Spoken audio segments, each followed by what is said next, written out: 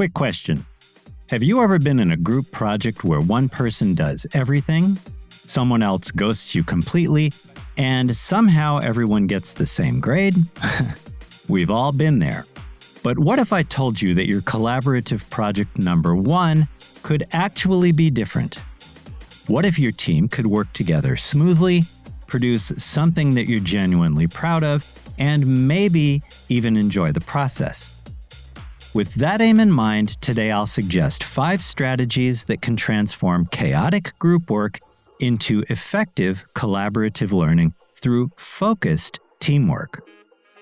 First up, refer back to the contract that your team created during class on Monday, January 26th, and confirm the following points. What's your team's main form of communication?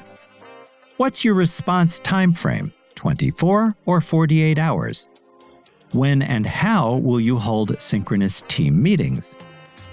Review these agreements and revisit them often as needed. When expectations are transparent, nobody on the team feels abandoned, overwhelmed, or in the dark.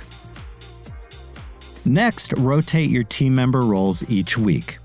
Designate a discussion facilitator who guides your conversations, for example, a documentation manager who captures decisions, and a deadline monitor who sends friendly reminders, for example.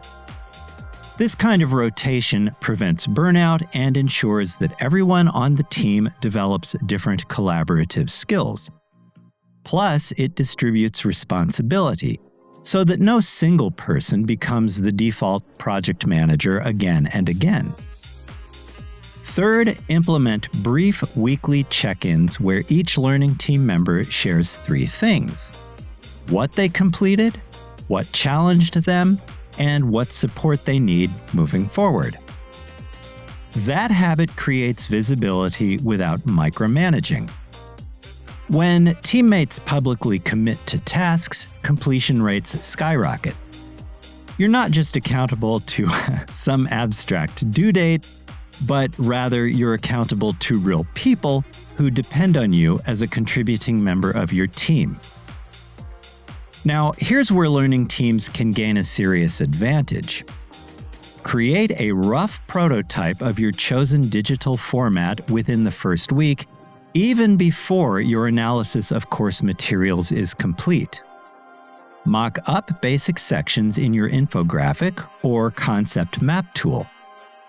Doing so reveals technical limitations, compatibility issues, or design constraints before they become emergencies. This kind of early prototyping also helps you visualize how your analytical content will actually function within your chosen format. These 4 strategies will strengthen your team dynamic and collaborative process, but there's a 5th approach that separates exceptional learning teams from the merely functional ones. Ready? Here you go. Block out specific meetings exclusively for synthesis discussions where you don't work on producing anything, you just think out loud together. Compare how different scholars define key concepts, identify contradictions between the articles you're working with, debate applications to your chosen film. These kind of messy, wandering, and intellectually challenging conversations are where collaborative learning actually happens. Record them and reference them. They become the foundation for the rest of your work together.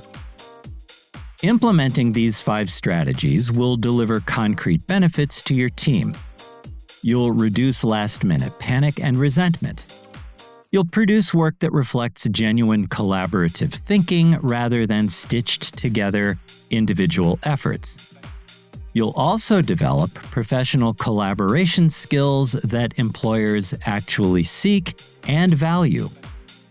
And you might even discover that working with others, when done methodically, makes complex analysis more manageable and even enjoyable. It happens. Okay, before your next team meeting, send your teammates this message. Let's spend our first 30 minutes reviewing our communication protocols and assigning our first set of rotating roles. That one conversation helps set the tone for your entire project. Trust me on this. Now go create something brilliant together. I'll see you next time. Bye for now.